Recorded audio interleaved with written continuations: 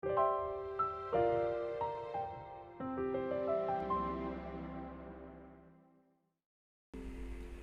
오늘 주시는 하나님의 말씀은 창세기 13장 말씀입니다. 여러분 가지고 계신 성경 구약 성경이고요.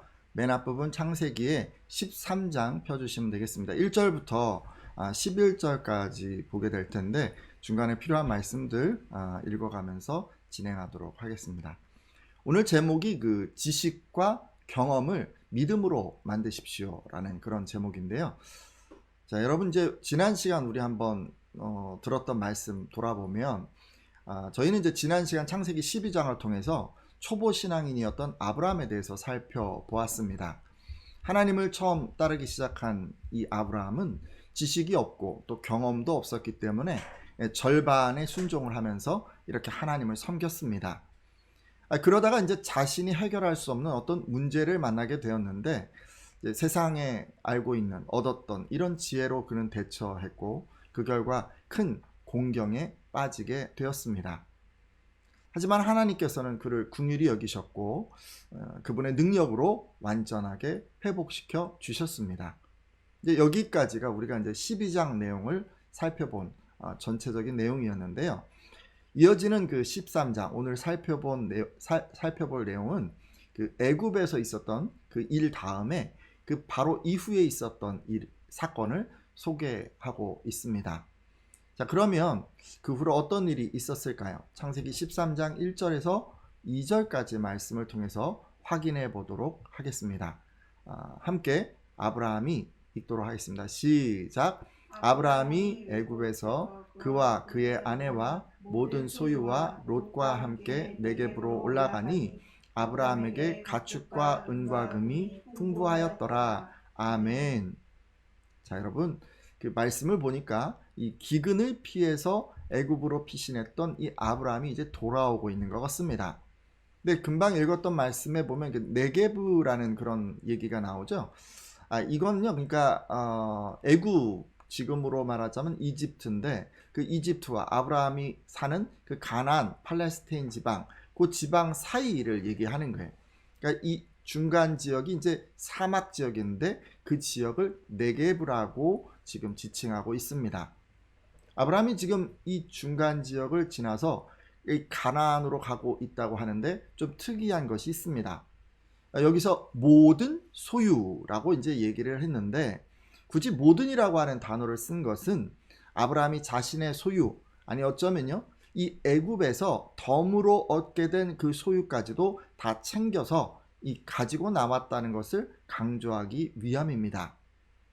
그러니까 앞서 자신의 아내인 사라를 동생이라고 속여서 바로의 후궁으로 들어가게 하고 애굽 왕 바로에게서 받은 그 수많은 예물까지도 지금 다 가지고 돌아가고 있다는 것을 이렇게 묘사한 것입니다.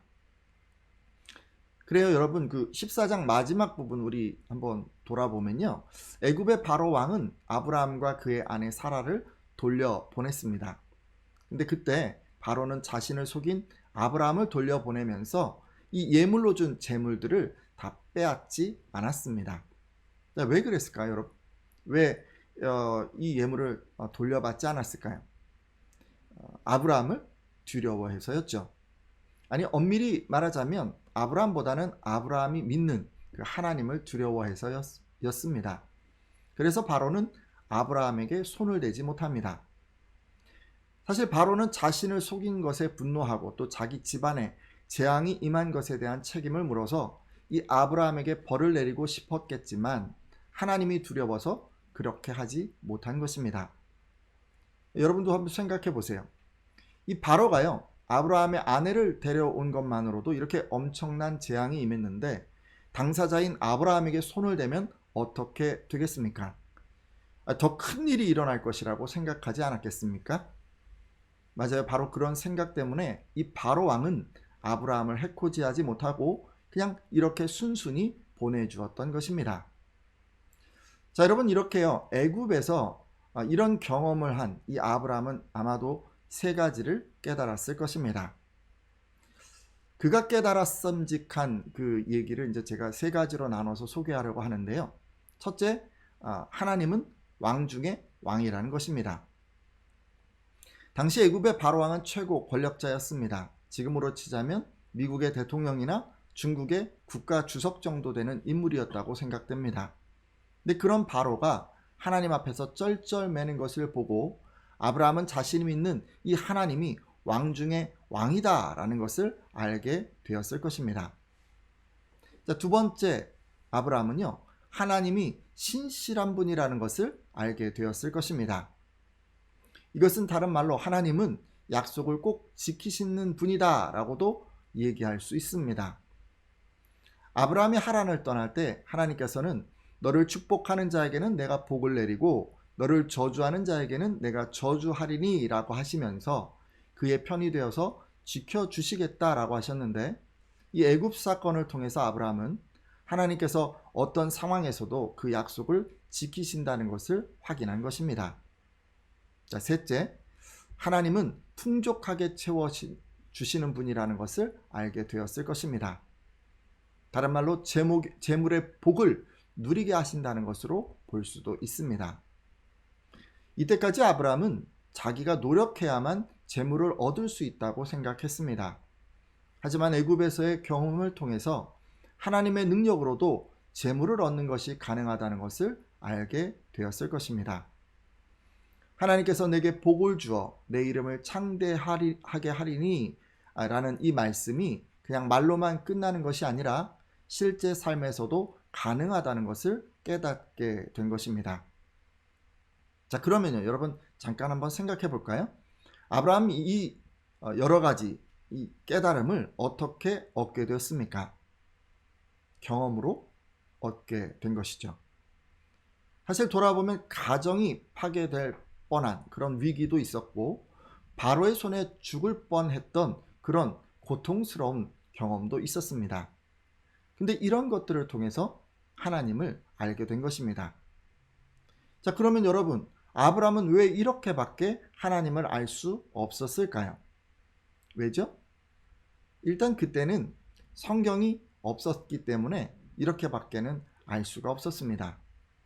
그리고 한 가지 더 생각해 보자면 주변에 하나님을 제대로 아는 사람이 없었기 때문에 그는 이런 방식으로밖에는 하나님을 알아갈 수 없었습니다.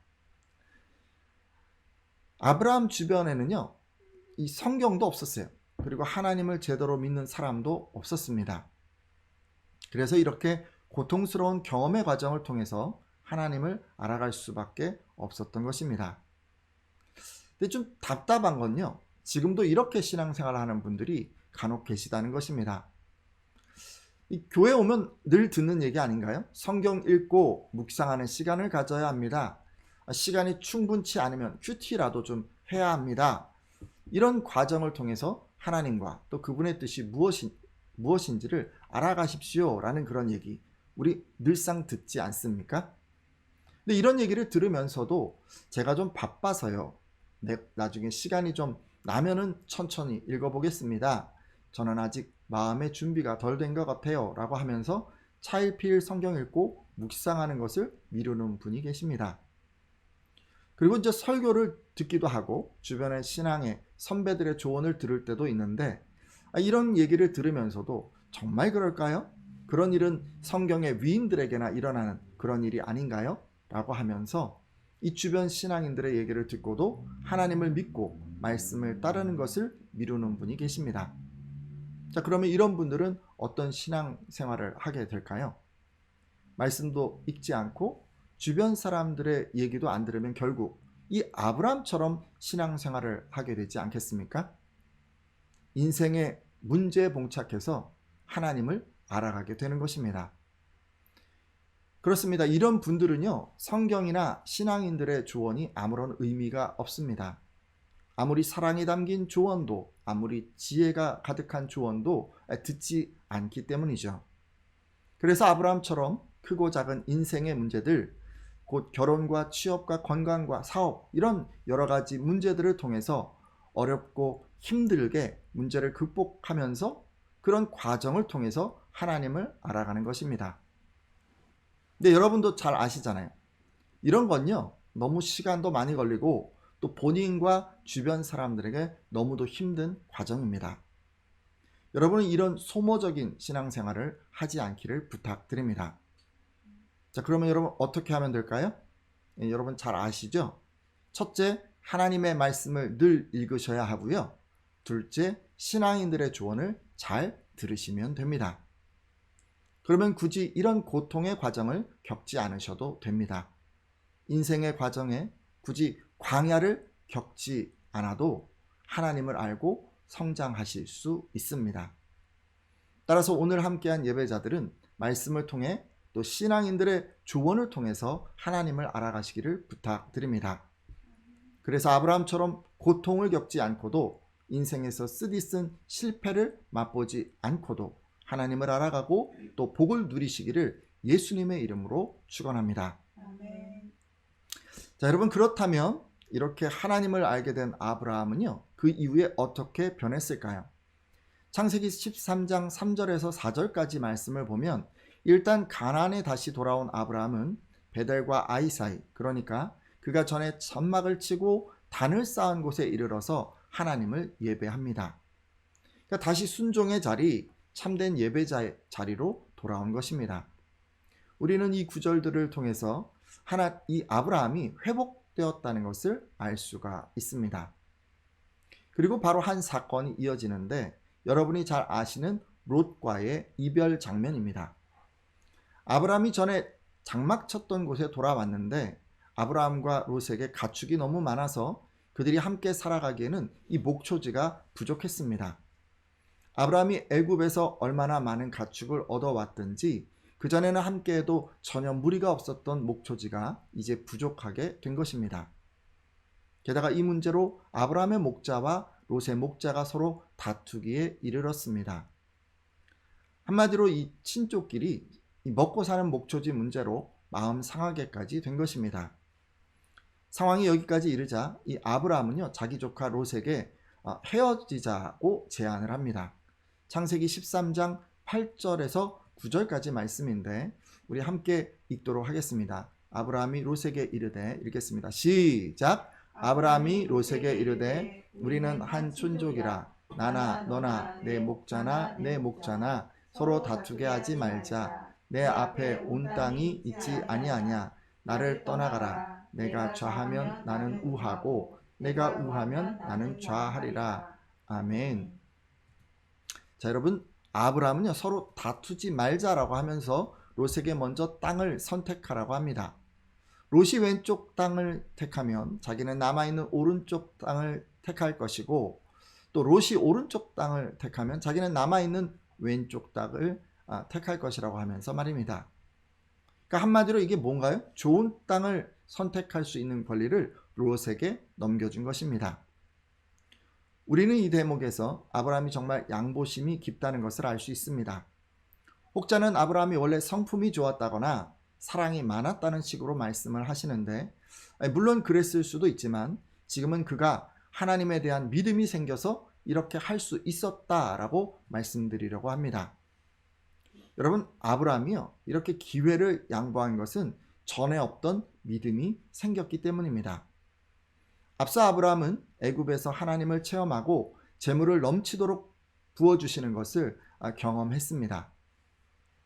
그것은 내가 무엇을 해서 부자가 되는 것보다 하나님이 도우실 때 더 큰 부자가 되는 것을 의미했습니다. 즉 내가 아등바등 살아가는 것보다 하나님의 뜻대로 살아가는 것이 이 세상에서 부자가 되는 지름길이라는 것을 깨달은 것이죠. 따라서 이런 교훈을 깨달은 아브라함은 자신이 하나님의 뜻대로 양보하면 지금은 좀 손해를 보아도 결국 하나님께서 자신에게 더 큰 복을 주실 것을 믿었습니다. 그래서 이렇게 주저앉고 양보한 것입니다. 이로 보아 아브라함은 자신이 얻은 하나님에 대한 지식과 이 경험을 고스란히 믿음으로 쌓았다는 것을 알 수 있습니다. 저는 여러분에게도 이런 신앙의 진보가 있기를 바랍니다. 이 복을 주시는 하나님, 재물을 주시는 하나님을 여러분이 믿으면 이렇게 선을 행할 수 있어야 합니다. 아브라함처럼 하나님의 뜻이라면 눈앞에 보이는 이익도 포기할 수 있어야 하고 또 하나님의 뜻이라면 내가 가진 권리를 포기할 수도 있어야 합니다. 오늘 함께한 분들에게 이런 믿음이 부어지기를 예수님의 이름으로 축원합니다. 자, 근데 이게 이제 다 이렇게 아브라함처럼 하면 좋을 텐데 꼭 그런 것만은 또 아닌 것 같습니다. 이어지는 말씀을 보면 이 경험을 믿음으로 승화시켰던 아브라함과는 달리 좀 다른 모습을 보여주는 한 사람이 나옵니다. 바로 아브라함의 조카 롯입니다. 창세기 13장 10절에서 11절까지 말씀인데요. 이 부분 말씀 제가 읽도록 하겠습니다. 이에 롯이 눈을 들어 요단 지역을 바라본즉 소알까지 온 땅에 물이 넉넉하니 여호와께서 소돔과 고모라를 멸하시기 전이었으므로 여호와의 동산 같고 애굽 땅과 같았더라. 그러므로 롯이 요단 온 지역을 택하고 동으로 옮기니 그들이 서로 떠난지라. 아멘. 지금 보면 그 롯은요, 아브라함이 기회를 양보하니까 냉큼 기회를 잡았습니다. 말씀을 보니 롯은 물이 넉넉한 요단 온 지역을 택했습니다. 성경은 이곳이 여호와의 동산과 같고 또 애굽 땅과 같았다고까지 말하고 있습니다. 그러니까 물이 풍성하고 목초지가 잘 조성된 정말 좋은 땅이었던 것이죠. 사실 저 같으면요, 이 그간 길러주신 은혜에 감사해서 삼촌께서 먼저 선택하세요 라고 이렇게 했을 것 같기도 하고, 만약에 제가 먼저 좋은 땅을 선택했다면 삼촌과 나눠서 사용하자 라고 이렇게 했을 것도 같은데 성경에는 그런 말이 전혀 없습니다. 롯은 아브라함이 먼저 땅을 선택하라고 하자 아브라함은 어떻게 되든지 상관하지 않고 좋은 땅을 선택합니다. 이런 행동을 하는 롯은 왠지 이 양보하는 아브라함과는 뭔가 달라 보입니다. 근데 사실 돌아보면요, 이 애굽에서 구원해 주신 그 하나님, 이 하나님은 그 아브라함만 경험한 것이 아닙니다. 그 경험은 롯도 함께 했습니다. 롯도 애굽에서의 경험을 통해서 하나님은 왕 중에 왕이시고 약속을 지키시는 신실하신 분이시고 또 재물을 넘치도록 안겨주시는 분이라는 것을 알게 되었습니다. 하지만 그는 이런 지식을 믿음으로 승화시키지 못했습니다. 같은 경험을 했어도 아브라함처럼 하나님께서 복을 주시는 분이시기 때문에 그분의 뜻대로 사는 것이 더 빨리 더 크게 성공하는 비결이야 라고 그렇게 생각하지 못합니다. 그래서 롯은요, 이 눈앞에 기회가 주어졌을 때 그 기회를 잡으려고 맹목적으로 달려나갔던 것입니다. 이로보와 같은 경험을 했어도 그것을 믿음으로 만들어내지 못하는 사람이 있음을 알 수가 있습니다. 여러분은 어떤 사람이 되고 싶으십니까? 아브라함처럼 하나님에 대한 지식과 경험을 믿음으로 승화시키는 사람인가요? 아니면 이 롯처럼 하나님에 대한 지식과 경험이 계속적으로 쌓여가도 믿음 없이 그저 자신만을 위해서 살아가는 사람인가요? 이제 말씀을 맺으려고 합니다. 여러분, 성경 읽지 않으시면요, 그리고 또 주변 사람들의 조언을, 특별히 신앙인들의 조언을 듣지 않으시면 힘겹게 또 고통스럽게 게다가 너무도 더디게 신앙을 쌓을 수밖에 없습니다. 혹시 이렇게 신앙생활 하는 분들 계시다면 부디 돌이켜 주시고 이후로는 말씀 묵상과 신앙적 조언에 이 귀를 기울이겠다고 한번 결단해 주십시오. 이렇게 기도하는 분들마다 고통의 과정을 겪지 아니하고 또 오래 걸리지도 아니하고 신앙이 자라나고 하나님 주시는 복을 충만하게 누리실 줄로 믿습니다. 또 아브라함의 조카 롯은 지식과 경험이 생겨나도 믿음이 생겨나지 않았다고 했습니다. 혹시 롯처럼 시간이 지나도 경험을 해도 지식이 생겨도 그 제자리에 머무는 그런 분들 계시다면 나의 작은 경험도 큰 믿음이 되고 나의 작은 지식도 큰 확신이 될 수 있도록 성령께서 주장해 달라고 기도해 주십시오. 이렇게 기도하는 분들마다 아브라함처럼 어떤 지식이든 어떤 경험이든 믿음으로 승화시키는 분들이 다 되시리라 믿습니다. 함께 잠깐 이 기도 제목을 놓고 기도하겠습니다.